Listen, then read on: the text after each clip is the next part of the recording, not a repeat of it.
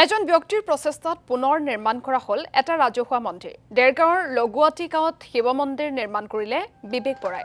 আহতগুৰি পঞ্চায়তৰ লগুৱাটী গাঁৱত থকা শিৱ মন্দিৰটো জহি খহি গৈছিল আৰু জহি খহি যোৱা মন্দিৰটো পুনৰ নিৰ্মাণ কৰিছে সমাজকৰ্মী বিবেক বৰাই।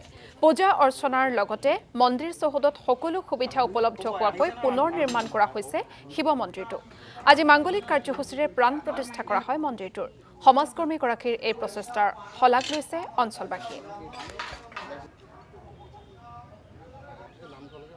এই লগুৱাটীৰ আমাৰ এই গাঁৱত আজি দক্ষিণ আহতগুৰি পঞ্চায়তৰ অন্তৰ্গত লগুৱাটীত আমি মন্দিৰ প্ৰতিষ্ঠাৰ কাৰণে ঠিক ঠাক কৰিছোঁ। কাৰণ এইটো কি বহুত দিনৰ পৰা ৰাইজৰ এটা সমস্যা আছিলে যে ইয়াত এভাগ মন্দিৰ আছিলে, কিন্তু মন্দিৰভাগ বাঁহৰ আছিলে আৰু যিহেতু বানেপীড়িত অঞ্চল, গতিকে বানপানীৰ সময়ত যথেষ্ট অসুবিধা হয় আৰু ইয়াত পূজা পাঠ কৰিবৰ কাৰণে বা বিভিন্ন ধৰণৰ আধ্যাত্মিকভাৱে ইয়াত সেৱা কৰিবৰ কাৰণে অসুবিধা হয়। সেইটো ৰাইজে তেখেতলোকে জনাই আহিছিলে আৰু মোক বিশেষভাৱে জনোৱাত মই তেখেতলোকৰ এই মন্দিৰভাগ নিৰ্মাণ কৰিবলৈ আৰম্ভ কৰিলোঁ আৰু আজি মন্দিৰভাগৰ আমি আজি মাংগলিক কামখিনিৰে আজি মন্দিৰভাগ ৰাইজক চঞ্জাই দিবৰ কাৰণে আজি মাংগলিক কাৰ্য চলি আছে।